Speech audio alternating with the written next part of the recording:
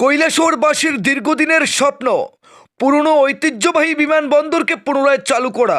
এটা দীর্ঘদিন ধরেই বিভিন্ন রাজনৈতিক দল বিভিন্নভাবে আন্দোলন করে আসলেও আজ অবধি কেন্দ্র সরকারের তরফ থেকে এই বিমানবন্দরটি চালু করার কোনো প্রকৃত উদ্যোগ নিতে দেখা যায়নি। বিগত দিনে ছিল ইউপিএ সরকার, তারপর কেন্দ্রে বর্তমান মোদী সরকার, কোনো সরকারই প্রকৃত উদ্যোগ নেয়নি। আজ আবারও বুধবার দুপুরবেলা জেলা কংগ্রেস কমিটির উদ্যোগে 2 দফা দাবির ভিত্তিতে কৈলাসহর পাইতুর বাজার এলাকায় পথ অবরোধ করে বিক্ষোভ প্রদর্শন করেন কংগ্রেস দলের কর্মী এবং নেতৃত্বরা। এদিনের কর্মসূচিতে নেতৃত্ব দেন ত্রিপুরা প্রদেশ কংগ্রেসের প্রাক্তন সভাপতি তথা কৈলাসহর 53 বিধানসভা কেন্দ্রের বিধায়ক বিরজিৎ সিনহা।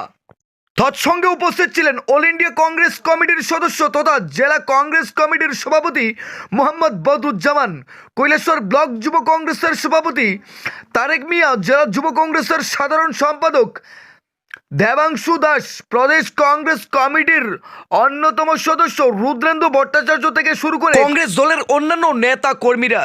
কংগ্রেস দলের প্রধান যে 2টি দাবি ছিল তার মধ্যে অন্যতম হলো কৈলাসহরের বিমানবন্দর চালু করা এবং পাশাপাশি জেলা হেডকোয়ার্টার পর্যন্ত রেল সম্প্রসারণ করতে হবে।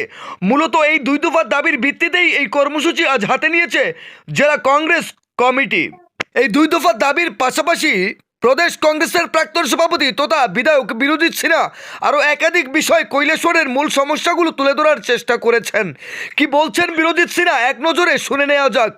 ব্যুরো রিপোর্ট, লাল শক্তি নিউজ। আমাদের কৈলাসহর যে প্রাচীন বিমানবন্দরটি জমি অধিগ্রহণ করে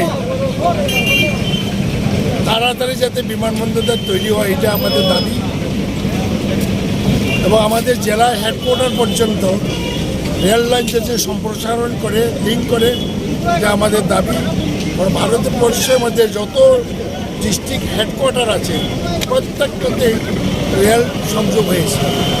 এবং আমরা গুয়াহাটিতেও মালিগাঁও গিয়ে আমরা স্মারকলিপি দিয়েছি, ধর্নায় বসেছি, তারাও কথা দিয়েছেন খুব শীঘ্রই আমরা কাজ শুরু করব, এখনও করিনি। মেইন 2টি দাবি। আর একটি দাবি সীমান্ত হাট, বর্ডার হাট, এটা কেন্দ্র সরকার স্যাংশন করেছিল, এটা এখনও চালু করেনি, এটা আমরা দাবি। এবং কাতাল দিঘিকে সংস্কার করে পর্যটকদের আকর্ষণীয় একটা দিঘিটা তৈরি করা এবং শহরের ভিতরে কাতাল দিঘির পারে বিভিন্ন বাংলাতে 60 বিশিষ্ট একটা রেস্ট হাউস করা। কারণ শহরের মধ্যে মানুষ আসছে না, টুরিস্টরা আসে কোনো